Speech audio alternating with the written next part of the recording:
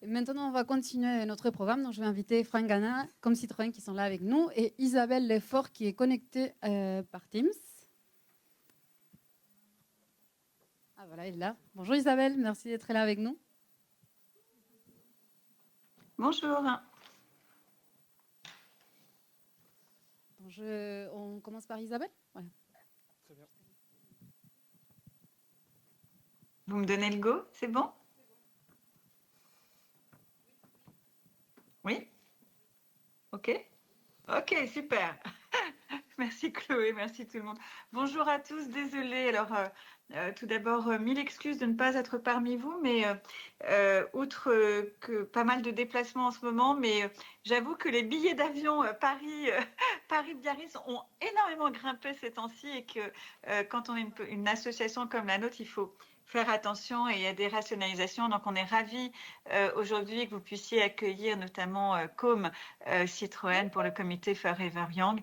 Et donc, voilà, je suis avec vous à la fois par le cœur, mais aussi à distance. Vous m'entendez bien? Tout est OK? Ok. Donc, en quelques mots, on est bien évidemment ravis de notre partenariat et ce partenariat a d'autant plus de sens et d'importance que on le voit bien en fait depuis 5 ans. Le sujet du développement durable dans la mode et donc de la mode durable ne cesse de grossir, de se complexifier, de s'intensifier, mais tout ça dans un contexte qui est difficile, contexte économique et ce qui oblige certaines sociétés à faire des choix et en même temps un contexte environnemental et climatique qui, lui, ne cesse d'aller, ce vers quoi, malheureusement, on sait et que l'on redoute, qui est ce réchauffement climatique qui va d'une façon galopante. Donc, en fait, ça nous oblige plus que jamais à réfléchir, travailler ensemble, mais aussi à être extrêmement concret et à, je dirais, mesurer. C'est-à-dire que pendant longtemps, alors ça a été ce que j'ai appelé un peu le développement durable, était une sorte de Far West où on pouvait un peu improviser, dire beaucoup de choses et sans montrer de preuves et notamment de preuves chiffrées. Ce temps-là est, je pense, largement derrière nous et il est vraiment désormais très important de mesurer et d'avancer concrètement. Donc nous, dans les actualités qui vont marquer la fin d'année, mais aussi l'année 2025. Nous allons rendre public entre fin novembre et début décembre la méthodologie ACT, qui est une méthodologie qui a été développée par l'ADEME et le World Benchmarking sur l'évaluation de la crédibilité des stratégies de décarbonation des entreprises de mode. Les premiers résultats auxquels j'ai accès sont plutôt encourageants. D'abord, parce que c'est une première qu'un secteur s'organise par lui-même pour obtenir et mettre en place cette méthodologie, mais aussi parce que les next steps à franchir pour pouvoir être à la hauteur de l'enjeu de l'accord de Paris ne sont pas si loin. Donc, on vous racontera tout ça en détail, etc. Mais ça, c'est un point très positif. Par ailleurs, gros chantier sur lequel nous avons commencé à travailler, mais nous allons amplifier et consacrer une très large partie de nos travaux en fin 2024 et début 2025, voire toute l'année 2025, voire un peu de 2026, c'est la définition d'une trajectoire sectorielle avec l'appui notamment du défi et du comité stratégique de filière Mode et Luxe dont j'ai pris la direction, dont j'ai pris, parce qu'on m'a nommé, parce que j'ai été élue à la tête du GT RSE, du comité stratégique de filière. Donc, ces travaux sur la trajectoire sont très importants, déterminants pour que nous puissions, encore une fois, avancer dans un cadre chiffré, mesurable, qui permette aux uns et aux autres d'avancer d'une façon cohérente et d'être à la hauteur des enjeux pour nous tous, mais aussi pour les générations futures. Donc, en ce sens, ça me permet tout de suite d'introduire Com Citroën, avec qui nous avons décidé de lancer le comité Forever Young. Com, est-ce que je te laisse prendre la parole et puis je reprendrai ensuite la parole pour introduire Franck? C'est parfait. Merci Isabelle. Donc, si vous l'avez bien compris, l'objectif de Paris Good Fashion, c'est de faire collaborer tous les acteurs volontaires et ambitieux de l'industrie de la mode en France pour la rendre plus responsable. Si je résume bien, l'objectif est que la mode d'aujourd'hui soit plus responsable que la mode d'hier. Et ça, je pense que c'est déjà quelque chose qu'on a réussi collectivement, comme en témoigne la frise qui avait été présentée par l'association à l'occasion des 5 ans et qui témoignait déjà de 50 projets bien concrets. 50 projets en 5 ans en partant de zéro, c'est énorme. Mais l'objectif, en fait, c'est surtout que la mode de demain soit plus responsable que celle d'aujourd'hui.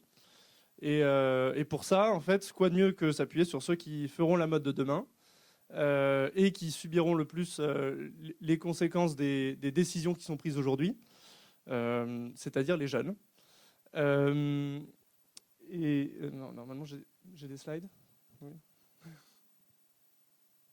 Bon, super. Ah oui, et j'ai oublié une de mes slides.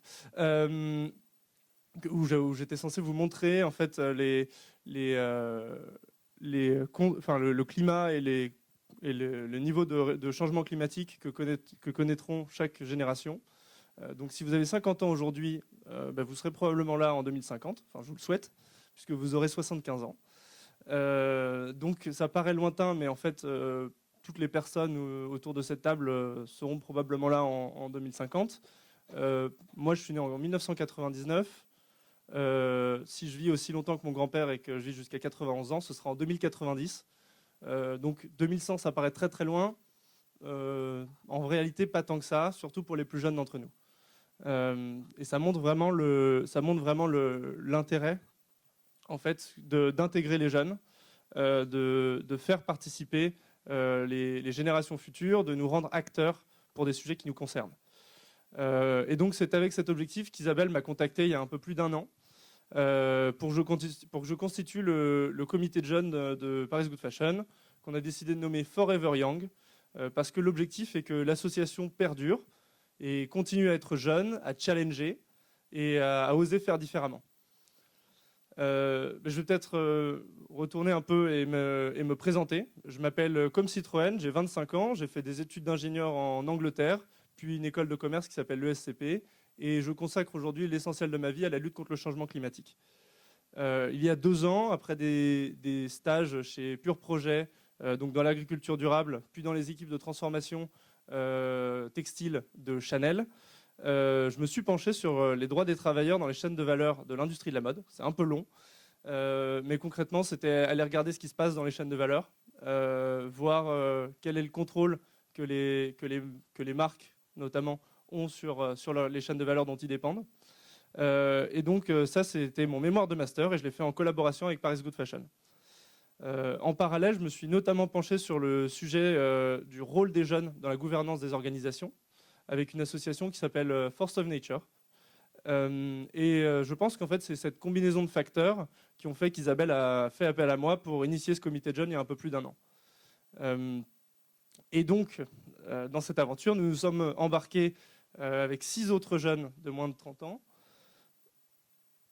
que je vais nommer. Donc 6 jeunes de moins de 30 ans qui avaient déjà travaillé sur des projets de Paris Good Fashion. Nous avons donc Irina Poibelot, qui travaille chez Reset, dont Franck est le cofondateur. On a aussi Océane Amour, qui est notre experte de l'amont agricole. On a Arnaud Kodjamirian et Paul Dumas, qui sont nos 2 compères de chez Kering. Claudia Lee, qui a notamment travaillé sur la version anglaise du glossaire de la mode responsable de Paris Good Fashion, que je vous invite à vérifier, qui existe en français et en anglais et qui est une super référence pour en fait comprendre les différents termes et les différents concepts dont on parle. Et ensuite, Léa Lunel, pour finir, qui est un peu notre expert de la traçabilité, qui travaille chez Trace for Good. Donc vous voyez qu'on a tous des spécialités différentes, et ça fait de nous une équipe très complémentaire, et ça nous permet de travailler sur des missions très variées. Parlons d'ailleurs de ces missions. On a donc 2 missions principales à long terme, qui est en fait un rôle de gouvernance qu'on va jouer dans l'association. Et donc en fait, quel rôle le comité Forever Young doit jouer dans le pilotage de l'association. Il y aura certainement un rôle consultatif sur certaines décisions, peut-être un rôle plus décisionnel sur certains sujets, mais dans tous les cas, l'objectif, c'est de challenger, questionner la direction dans laquelle va l'association et poser des questions. Et aussi commenter commenter la direction que prend le secteur de la mode dans son ensemble. Donc il y a un vrai objectif de challenger, et ça va notamment arriver dans le rôle de la communauté, qui est la deuxième mission principale du comité. Et donc en fait on va créer et animer, enfin d'ailleurs la communauté est déjà créée, mais donc on anime une communauté de jeunes étudiants et jeunes actifs de l'industrie de la mode. Et donc l'objectif, c'est de favoriser la collaboration entre les différents acteurs, faire connaître les travaux de Paris Good Fashion au sein même des équipes opérationnelles, parce qu'on se rend compte qu'on fait des super travaux, mais que parfois ça a du mal à voyager, et donc les équipes ont parfois du mal à se les approprier. L'objectif, c'est que le plus de personnes puissent y avoir accès. Tout est disponible, donc autant l'utiliser.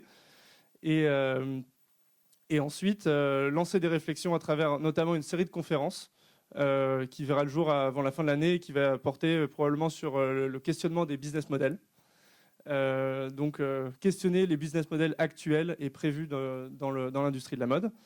Et donc en fait l'objectif, c'est aussi de faire en sorte que tous ces jeunes qui ont des jobs similaires chez différents acteurs puissent se connaître, puissent s'entraider et partager leurs expériences pour en fait qu'on puisse vraiment avancer plus rapidement.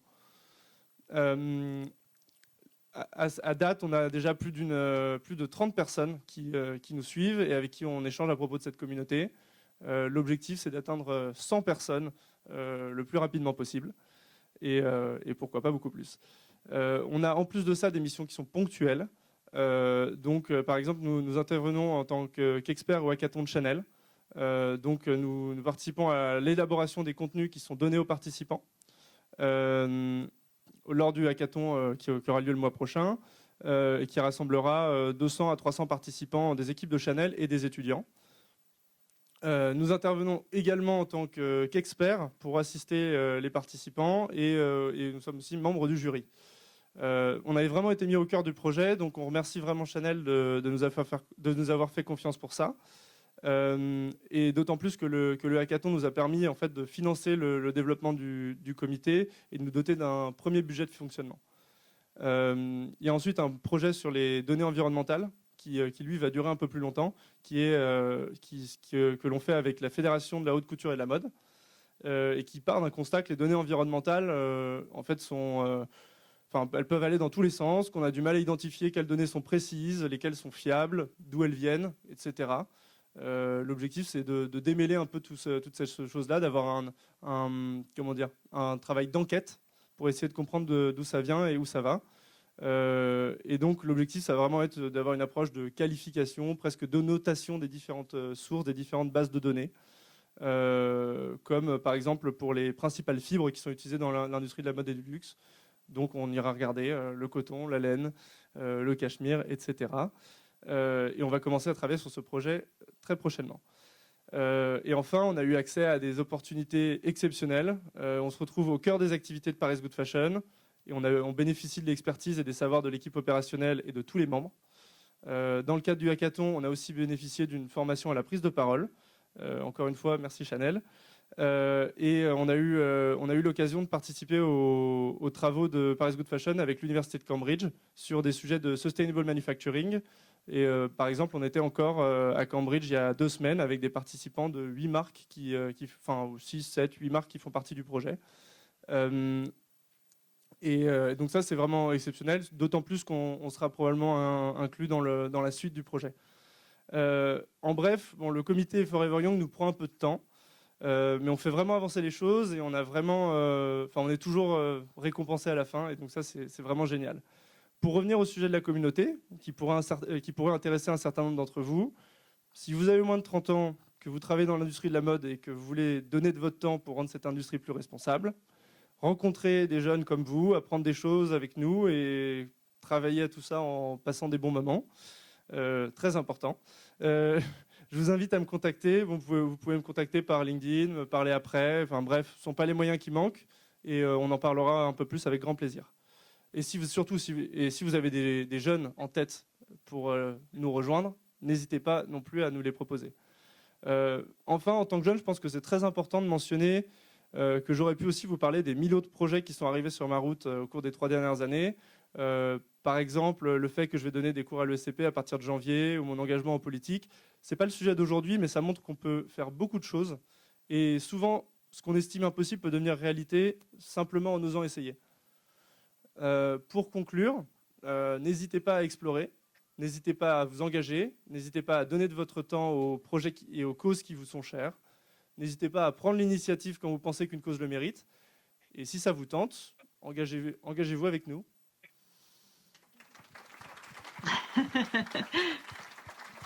Merci, Com. Merci beaucoup. Vous m'entendez? C'est OK? OK. Juste une toute petite précision. Le sujet, enfin, le groupe de travail data qu'on a appelé Sherlock Holmes bénéficie, comme ceux sur la méthodologie ACT, non seulement du soutien de l'ADEME, mais aussi un énorme soutien du défi avec la FHCM, mais aussi avec les autres fédérations. Donc, c'est vraiment, encore une fois, un projet qui se veut collectif, Forever Young ou Alphaville, comme vous voulez, selon les notes codes et selon l'âge de l'audience qui pourra comprendre les sous-entendus derrière. Mais en tout cas, travailler ensemble, être concret, être collectif, être utile. Enfin, c'est un peu notre mantra. Et c'est ce que nous faisons notamment avec Reset, mais pas qu'avec Reset. Hein, ça peut être le cas avec plein d'autres. Je pense à Refashion, je pense au CSF, je pense à la chaire Bali, je pense à l'Estia, etc. Mais on n'y arrivera jamais seul, en fait, pour relever les défis. Donc aujourd'hui, je suis très contente de donner la parole à Franck, avec qui nous travaillons depuis plus de 2 ans et demi sur le projet Graal, qui avance bien. Et il y a notamment 2 consortiums intéressants qu'on souhaitait vous présenter aujourd'hui et qui sont utiles, concrets et collectifs. À toi, Franck. Merci Isabelle. Merci aussi pour l'invitation à venir présenter ces 2 consortiums. C'est toujours un plaisir de venir ici et quand on aime, peu importe les conditions. Donc cette année, il ne fait pas beau, mais ça ne retire rien au plaisir de passer un petit peu de temps sur ces sujets. Il faut que je clique là, c'est ça pour avancer ou pas? Donc je pense que ici, c'est la preuve que les collectifs, ça fonctionne bien dans notre secteur. L'idée, c'est de les faire fonctionner encore plus. Il y a plein de manières de gérer des collectifs. Ça peut être en format associatif, ça peut être sans structure juridique, ça peut être à travers l'éco-organisme que je vois là-bas. Voilà, il y a plein de manières de travailler en collectif, mais une chose est sûre, c'est que sans collectif, on va avoir quand même beaucoup de mal à faire avancer les choses. Alors, je voulais vous parler de 2 consortiums. Je vais le faire sans slide si ça ne marche pas. Si ça arrive.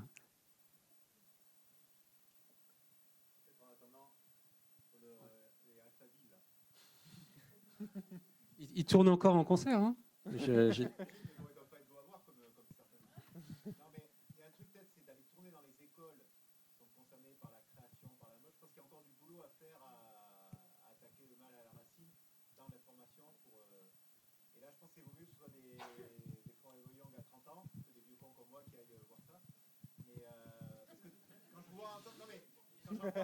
quand j'entends que vous allez dans les data et tout, c'est bien, mais je pense que c'est un truc pour devenir vieux con, attention. Alors que si tu restes quand tu fais des trucs à l'hackathon avec Chanel, c'est super, tu vas rester au contact. Et moi, à mon avis, ayez des actions auprès des écoles pour aller machin. Après, voilà, c'est bon, la transition est faite. Ok, j'interviens. Il faut prendre son temps avant de devenir un vieux con. Non. Alors, juste un instant sur les écoles, etc. Donc, on travaille beaucoup déjà avec les écoles et CFI va venir. Comme vous le savez, c'est des questions aussi de moyens et de budget. Donc, le CFI vient de se lancer. Donc, on a un premier budget de fonctionnement sur l'année 2025. Il y a des gros projets qui vont être lancés, notamment un très gros projet d'événement de Midsummer Camp qui aura lieu le 20 et 21 juin prochain. On vous en parlera très bientôt et les écoles seront plus que sollicitées et ce sera piloté avec le CFI. Donc, bien évidemment, ils sont là et ils vont prendre une part très importante avec les écoles. Après, le sujet des datas, si on ne s'attaque pas à un moment donné et si on ne reconnaît pas que les datas aujourd'hui qui circulent sont basées sur un flou artistique, on va dire, pour être très gentil, on n'y arrivera jamais. Donc, à un moment donné, il faut s'attaquer à ces datas et c'est vraiment indispensable. Donc, pardon pour défendre et protéger et aller de l'avant, mais c'est indispensable de mener l'ensemble en parallèle. Merci. Alors du coup, je voulais vous parler de 2 consortiums sur des sujets qui sont importants en ce moment pour l'industrie de la mode en général et sans aucun doute aussi, au moins pour le deuxième dont je vais parler après, pour l'écosystème français. Alors le premier consortium, c'est un consortium qui vise à réduire drastiquement l'utilisation de molécules gênantes dans la production textile. Donc je parle des PFAS notamment, mais pas que. On sait aujourd'hui qu'il y a ce qu'on appelle les polluants éternels, PFAS, enfin il y a les PFC, enfin il y en a pas mal malheureusement, qui viennent polluer notre vie de tous les jours, pas simplement l'environnement, mais aussi la santé, perturbateurs endocriniens, etc. On commence à en voir les conséquences. Et on en entend parler dans différentes industries, mais évidemment, la mode n'est pas du tout immune à cette problématique, notamment tous les vêtements de mode techniques, puisque ces molécules permettent d'obtenir des caractéristiques intéressantes pour la mode, pour l'électroménager, etc. Notamment pour tout ce qui concerne la résistance à l'eau, la répulsion de l'eau, etc. Du coup, face à ces problèmes à la fois environnementaux et sanitaires, il y a une réglementation qui est de plus en plus prégnante et qui va sans aucun doute aller de plus en plus fort. Il y a l'équivalent d'une REP qui se monte sur les sujets d'eau, REP à laquelle le textile ne va pas être assujetti compte tenu des problématiques qui existent aujourd'hui dans la filière, mais l'industrie ne va pas y échapper pendant des années. Donc en fait, c'est juste un répit. Donc il faut s'y préparer justement pour que ça fasse un petit peu moins mal plus tard. Évidemment, c'est difficile de régler ce problème parce que c'est un problème de matériaux, une nouvelle fois, de matériaux assez profonds dans la chaîne de valeur. Et du coup, il est intéressant, en tant qu'industrie, de s'y attaquer de manière groupée. Et donc l'idée qu'on a eue chez Reset, sur le modèle qu'on a avec d'autres industries sur d'autres sujets, c'est de monter un consortium d'innovation qui regroupe des acteurs de la filière. Ça peut être des maisons, mais ça peut être aussi des acteurs un peu plus profonds dans la chaîne de valeur, de manière à essayer de trouver des alternatives aux molécules qu'on utilise aujourd'hui pour obtenir ces caractéristiques sur les vêtements et les chaussures, de faire en sorte que ces alternatives soient compétitives, ou en tout cas le plus compétitives possible sur le plan économique, et évidemment que techniquement, elles remplissent leur rôle, parce que sinon, ce serait trop facile. Donc on lance ce consortium, je ne vais pas en dire beaucoup, si ce n'est que peut-être la chose la plus importante, c'est qu'en fait, cette initiative est déjà très fortement soutenue par l'administration française à travers une subvention donnée par les agences de l'eau qui va couvrir 70% du coût de ce programme de R&D. Sachant qu'on est sur un consortium, ça veut dire qu'il y aura sur ces 2 années 60 000 € par an à payer par les membres du consortium. Donc 60 000 € divisé par le nombre de gens présents pour avoir droit au résultat d'un programme de R&D d'innovation de 400 000 €. Je pense que l'opportunité est très belle. Malheureusement, il reste que quelques semaines pour obtenir cette subvention qui est déjà câblée. Hein, et compte tenu de l'ambiance actuelle au niveau du gouvernement, ça m'étonnerait que le même genre de somme soit mise sur la table l'an prochain pour faire avancer la filière. Aujourd'hui, on a 4 marques qui sont déjà committées pour rentrer dans le consortium. On cherche d'autres organisations qui souhaiteraient y participer. Si vous êtes intéressé, n'hésitez pas à nous contacter, soit à travers le QR code, soit par email, ou en tout cas contacter les gens qui nous connaissent ici et ils passeront le message. Encore une fois, on en a déjà 4. Si on en a 2 autres, ça fait 10 000 € par an maximum. Ce que je n'ai pas dit aussi, c'est que évidemment, les petites organisations paieront un peu moins cher que les grosses organisations. Donc, n'hésitez pas à appeler si le sujet vous intéresse. Je pense qu'il y aura de quoi faire avancer concrètement et pragmatiquement l'ensemble de ce consortium sur le sujet. Donc ça, c'est le premier sujet dont je voulais parler. Le deuxième, et il n'y aura qu'un slide, c'est qu'on lance aussi une initiative visant à aider les acteurs français, notamment les acteurs français de taille, on va dire PME, ETI, à se regrouper pour acheter de manière groupée des fibres textiles recyclées. On sait que c'est assez difficile de récupérer des fibres textiles recyclées de qualité sur certains flux. Sur certains flux, ça se fait assez facilement. Sur d'autres, c'est un peu plus compliqué. Nous, ce qu'on voit, et c'est un peu une caractéristique de l'écosystème français, c'est qu'en dehors de nos grands géants du luxe, on a un tissu économique qui est à l'échelle mondiale de taille moyenne. Et on voit des grands mouvements de grands groupes qui sont en train de sécuriser les approvisionnements sur les fibres innovantes sur plus de 10 ans. Il n'y en aura pas pour tout le monde. Et ce qu'on veut faire, c'est justement, avec les acteurs français, leur permettre, en se groupant, d'avoir accès à ces fibres de manière à ne pas être exclus de ces marchés. Parce que le temps de faire sortir toutes ces usines de terre, il va se passer pas mal de temps. Et une fois que les grands de ce monde se seront positionnés dessus, le prochain train passera sans doute qu'à partir de 2030. Et vous ne pourrez pas vous permettre de rester pendant plusieurs années sans offre concurrentielle par rapport aux grands concurrents internationaux qui auront pu préempter ces volumes avant vous. On a déjà aidé plusieurs organisations à le faire, notamment dans le monde de l'emballage sur le PS, où on a aidé les gens du yaourt, je ne citerai pas de nom, qui ne sont pourtant pas des petits, mais qui, dans les volumes d'achat, étaient beaucoup plus petits que leurs alter-ego d'autres industries et qui, du coup, se voyaient exclus de ces marchés d'acquisition de matières premières recyclées. Ils sont en train de s'organiser, là, je ne peux pas en dire plus parce que ce n'est pas encore officiel, donc on les a aidés à trouver le mécanisme administratif qui permet de le faire. Il y a quand même une autorité de la concurrence, il ne s'agit de pas faire n'importe quoi sur ce sujet. Mais on pense que c'est absolument clé pour avoir accès, encore une fois, à certains des matériaux qui vont être recyclés et qui vont être très très rares et très difficiles à sourcer dans les années à venir.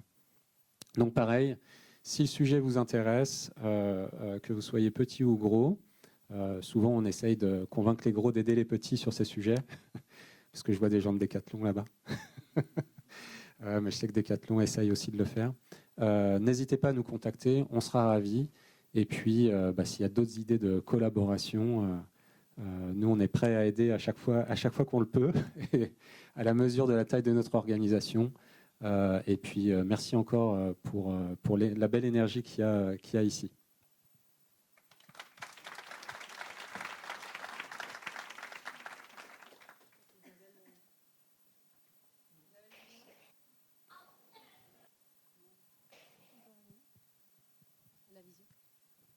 Isabelle, tu nous entends? Oui. Est-ce que tu veux dire un mot pour la fin? Non, remercier tout le monde. Enfin, vous l'aurez compris, ce lancement de consortium pour aider les entreprises de taille moyenne et pas les géants de l'industrie de travailler ensemble. On le voit notamment sur une initiative qu'on a commencé à porter sur le matériau du cachemire, mais il y a d'autres choses, bien évidemment, sur la question du recyclage et ce qu'on a appelé le projet Graal. Il y a énormément de choses à faire et à venir et qui seront annoncées dans les prochains mois. Véronique, je sais que tu es là pour Refashion, je sais que tu vas en parler tout à l'heure, donc voilà, il y a beaucoup de choses à faire. Et si un jour on veut vraiment parler de mode circulaire, on ne fera rien s'il n'y a pas de la fibre recyclée. On ne fera rien si on n'achète pas. Or, aujourd'hui, il y a des véritables enjeux pour assurer, garantir la survie de ces entreprises par de l'achat de fibres recyclées.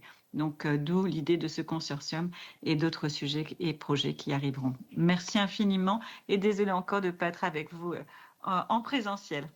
Merci beaucoup, Isabelle.